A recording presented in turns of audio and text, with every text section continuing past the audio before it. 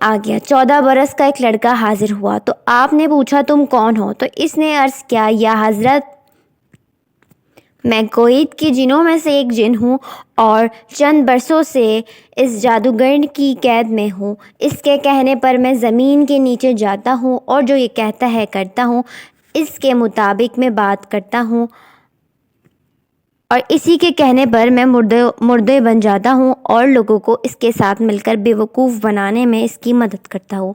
آپ رحمۃ اللہ علیہ نے جب یہ سنا کہ بات اس کے مکمل ہونے کے بعد انہوں نے فرمایا اللہ کے حکم سے میں تمہیں آج آزاد کرتا ہوں۔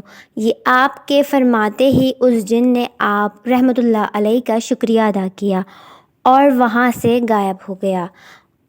اس کے بعد آپ رحمۃ اللہ علیہ نے کہا یاسین تو پورے قبرستان سے آواز آئی والقرآن الحکیم۔ اس کے بعد آپ رحمۃ اللہ علیہ نے جادوگر سے کہا اب اس قبرستان کے تمام مردے زندہ ہو گئے ہیں اور اب جب تم چاہو جو چاہو ان سے پوچھ سکتے ہو، یہ تمہاری ہر بات کا جواب دیں گے۔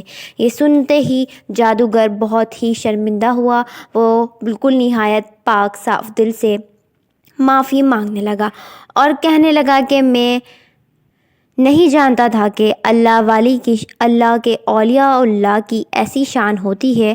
میں اس کے عقیدت مندوں میں شامل ہونا چاہتا ہوں۔ میں بہت شرمندہ ہوں اور میں چاہتا ہوں کہ آپ میرے لیے اللہ سے دعا کریں کہ اللہ مجھے بخش دے اور آپ مجھے اپنی مریدی میں لے لیں۔ سبحان اللہ۔